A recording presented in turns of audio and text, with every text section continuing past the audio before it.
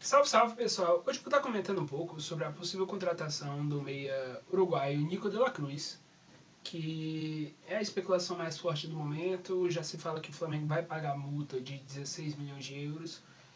E eu já tinha editado nesse canal um vídeo de melhores momentos. Esse canal, em geral, costuma trazer vídeos com melhores momentos, ou mesmo as atuações dos jogadores do Flamengo nas suas partidas. Quando o cara se destaca, eu normalmente costumo editar.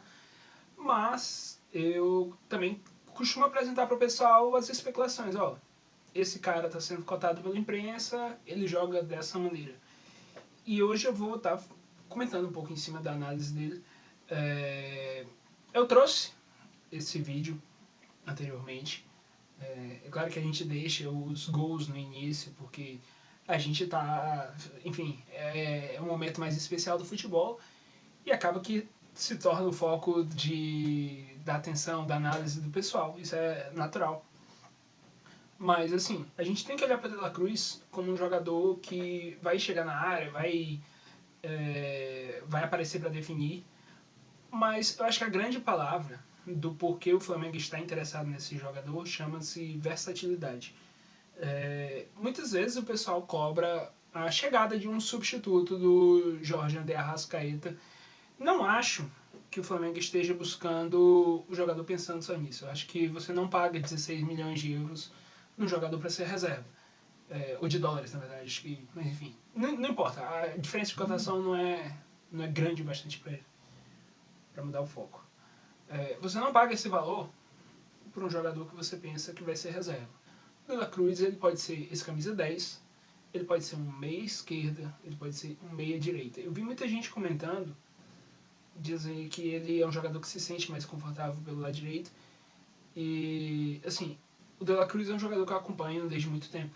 Aquele River que enfrentou o Flamengo em 2019 foi um time que eu vi muitas vezes antes daquela final. Inclusive eu baixei jogos antigos, porque eu queria ver como, tipo assim, o que a gente vai enfrentar, o que esse time tem de bom, o que esse time tem de ruim, como é que se encaixa. Ainda bem que a gente ganhou aquela final.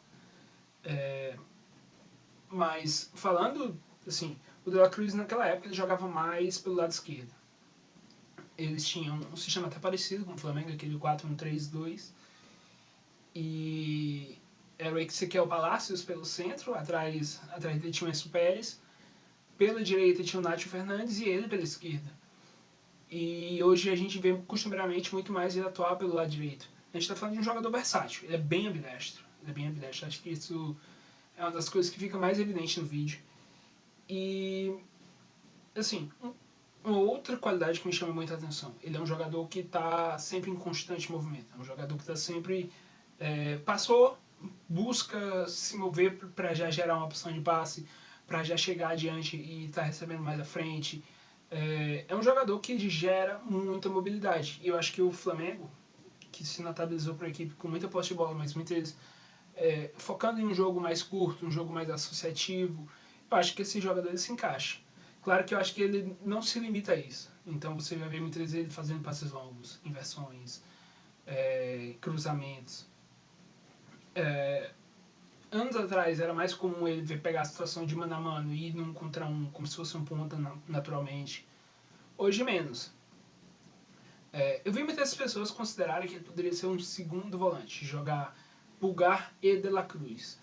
Eu consideraria essa possibilidade, mas eu tenho algumas ressalvas. Se você pegar algumas atuações antigas, eu tive a oportunidade de fazer isso recentemente, eu busquei ver alguns jogos deles, inclusive contra a seleção brasileira, contra times brasileiros, contra o Palmeiras. E se você for vendo, você percebe que alguns anos atrás ele tinha uma intensidade defensiva maior, uma presença defensiva maior, ele desarmava mais, ele estava, enfim. Isso pode ser uma consequência das lesões. Muitas vezes o treinador chegar e dizer, não, vamos poupar um pouco esse cara e vamos deixar ele trabalhar apenas na fase ofensiva. Isso pode ser. Mas ao mesmo tempo, se isso é uma preocupação no River, isso não vai deixar necessariamente ser no Flamengo. Principalmente considerando que nós temos um calendário um pouco mais apertado. Nesse vídeo que eu editei, eu até coloquei algumas ações defensivas, eu vou deixar o vídeo rolando para vocês verem.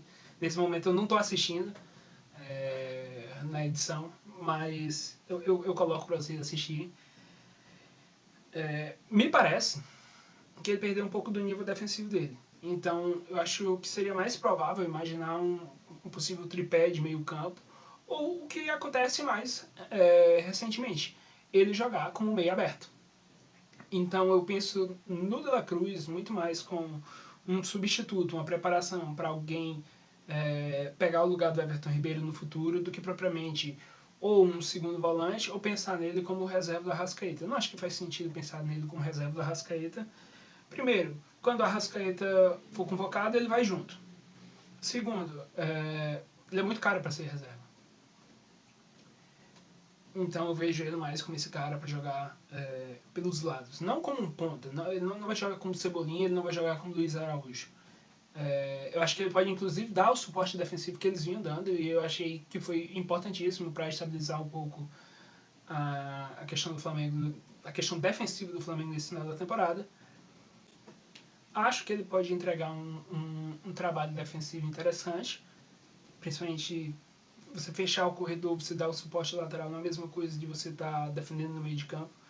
Acho que o papel defensivo de quem está lá protegendo a entrada da área requer um compromisso defensivo maior, mas eu acho que fechando o corredor lateral, como esse meio aberto, como muitas vezes em alguns momentos o Arrascaeta teve que fazer no Flamengo, como hoje a gente vê o Cebolinha, como hoje a gente vê o Luiz Araújo fazendo, eu acho que é plenamente possível que ele faça.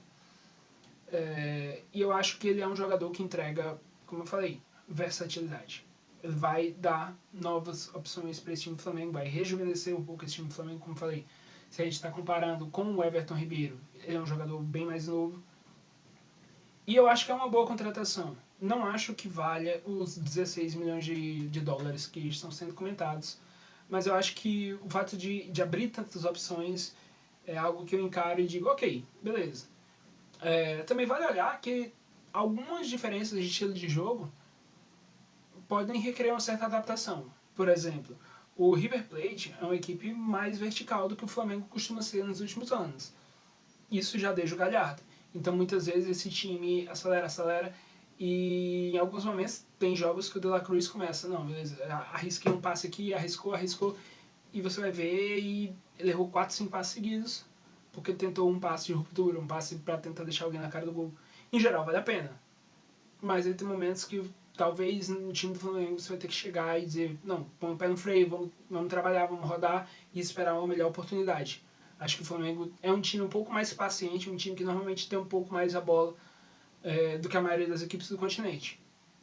E bem, é uma contratação que eu acho que vai valer a pena, acho que é um ótimo jogador e que pode ser muito importante sob o comando do Tite. Acho que o Tite é o melhor treinador brasileiro, na minha opinião. Já é algo que eu comento de muito tempo antes desse cara chegar no Flamengo. Eu gosto do trabalho do Tite na seleção.